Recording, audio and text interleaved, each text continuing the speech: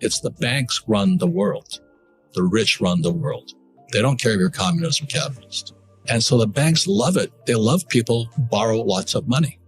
So how do I get rich? I borrow money and I buy assets with it. The poor person borrows money and buys liabilities like purses, cars, houses, and they get poorer and poorer and poorer. Rule number one in Rich Dad Poor Dad: the rich don't work for money. Most people miss that. Well, that goes back to 1971 when Nixon took us off the gold standard and money became fake money. So anyway, my rich app is preparing me to think about how can I make money without money? And the way I do it, I create an asset like a book. I'm not saying write books because that's a tough industry. But I write a book today. I sell 50 licenses to 50 different languages, and I collect royalties for years, a long tail. So my money just keeps coming in. With that, I borrow. So let's say I make $10 in a book. I'll borrow $50 to invest in real estate. I step up my basis for depreciation. That's financial education. Yeah. That garbage they teach you about invest for the long term in the stock market. Why would I do that when I can make up my own assets? That's what entrepreneurs do. Every entrepreneur should be making up their own assets and staying out of the stock market. That's my point of view. But can everybody do it? No, of course not. Sure. I've screwed up enough times to prove I can do it.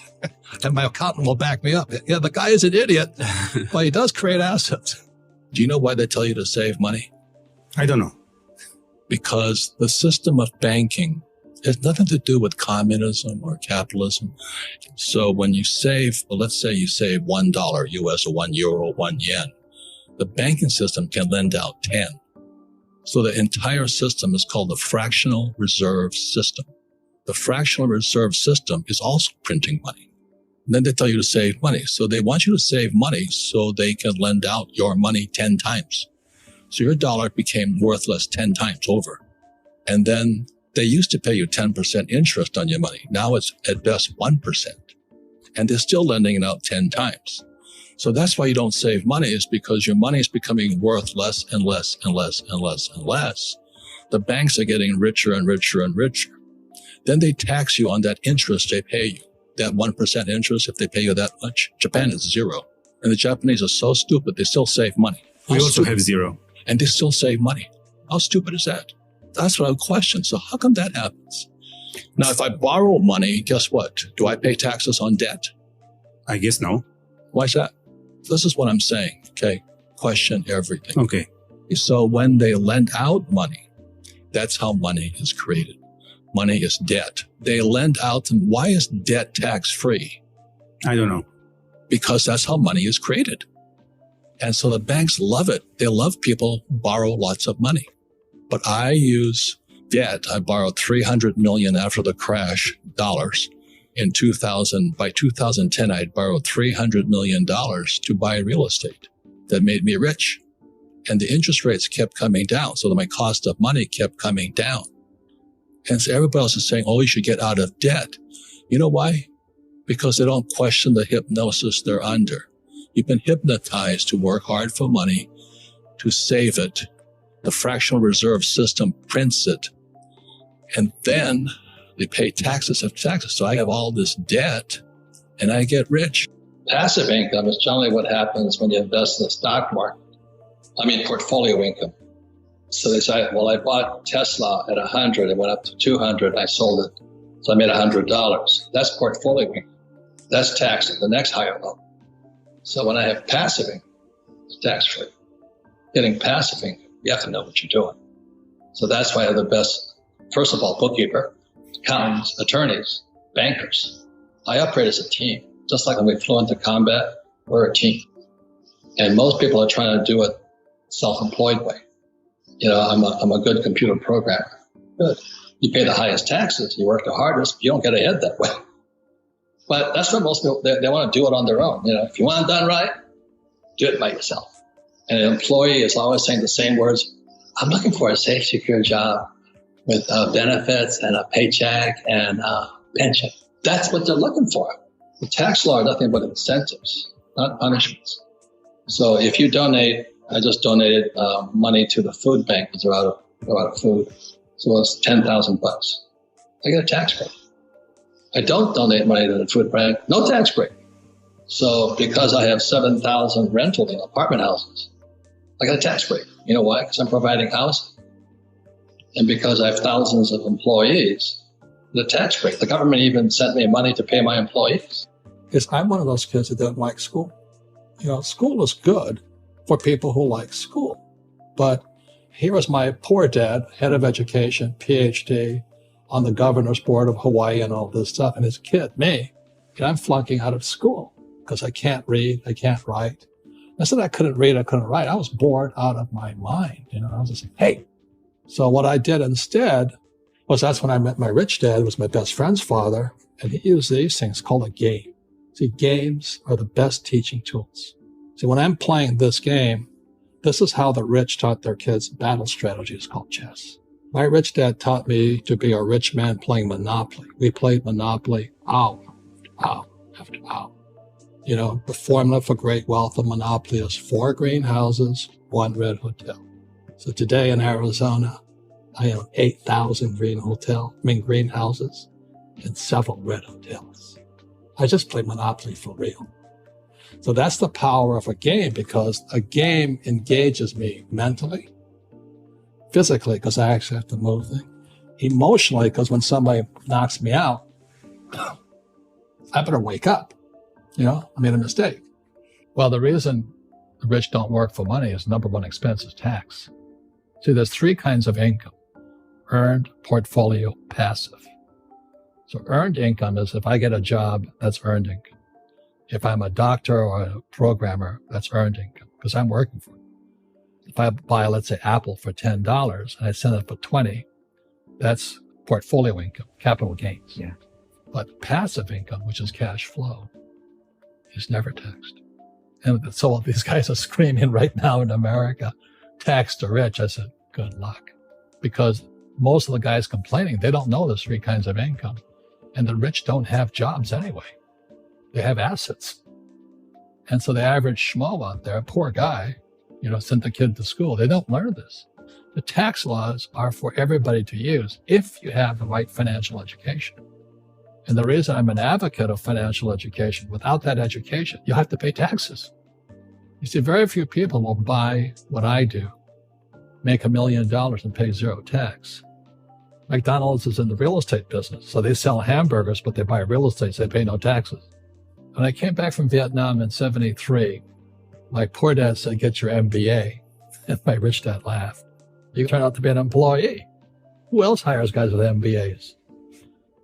He was just pragmatic about it. He says, if you really want to be rich, take a class on real estate. And I said, why is that? He says, once you understand real estate, it's based on debt.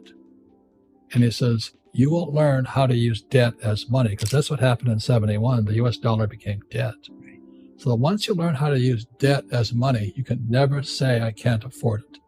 After the crash of 2008, the banks gave me $300 million tax-free to buy real estate that the idiots had lost. And they were idiots because the prices were so high. Why would you buy it at the top of a market? Don't you know that's going to crash? No. This is, that was the subprime, was the derivatives market, the MBSs and all that stuff. Had driven the price of real estate so high, and the rest of us were just waiting. And then when the whole thing came crashing down, all this real estate was now available, and they needed, the Fed and those guys in the Treasury needed guys like us to go in there. So Wall Street gave us hundreds of millions of dollars to mop up all that real estate these guys had lost. Now, it's fair because everybody could do it. When they ask the average guy, why don't you use debt? They can't even get a loan because their scores are so bad.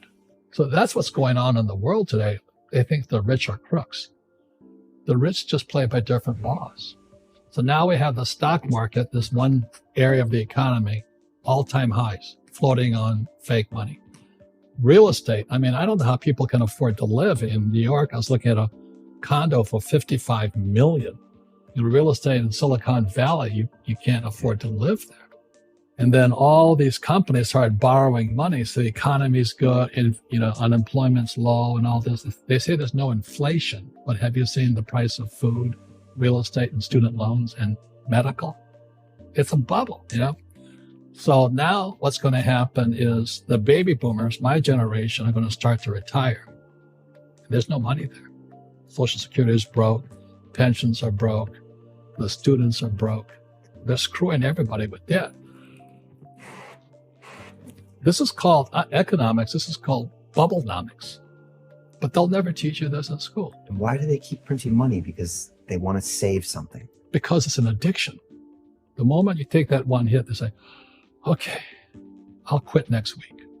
And the economy gets worse, so they go. Trump gave us a tax cut in America. This thing gets bigger and bigger and bigger. So what happened in 2008, they stopped it by printing money. They call it the Great Recession. But they didn't really fix anything. Derivatives went from 700 trillion to 1.2 trillion today, twice as much. And that is net. This doesn't tell the whole story. So when the recession hit,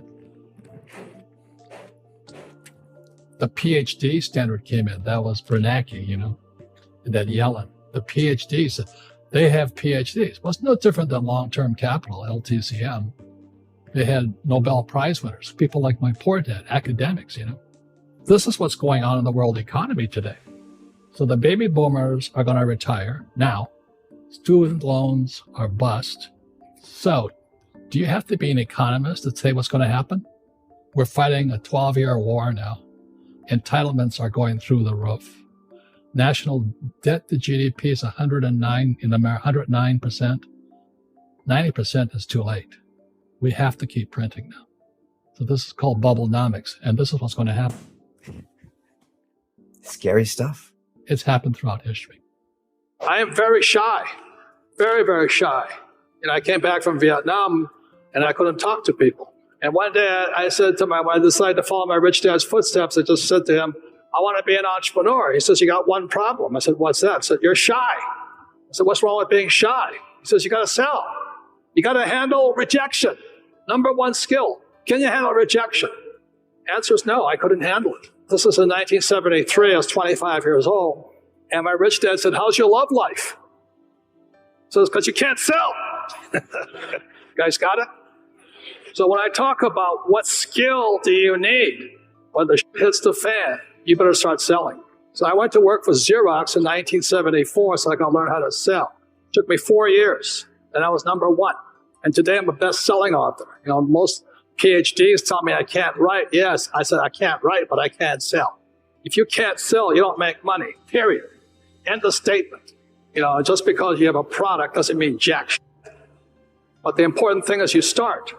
I don't care what product you start with, but you start. I started off with nylon wallets. Success wiped me out. We couldn't sell. All of a sudden it took off. Then I couldn't finance because the sales kept going through the roof. Now, trouble is I kept borrowing and I couldn't sustain the sales. Next lesson. But that's how we learn.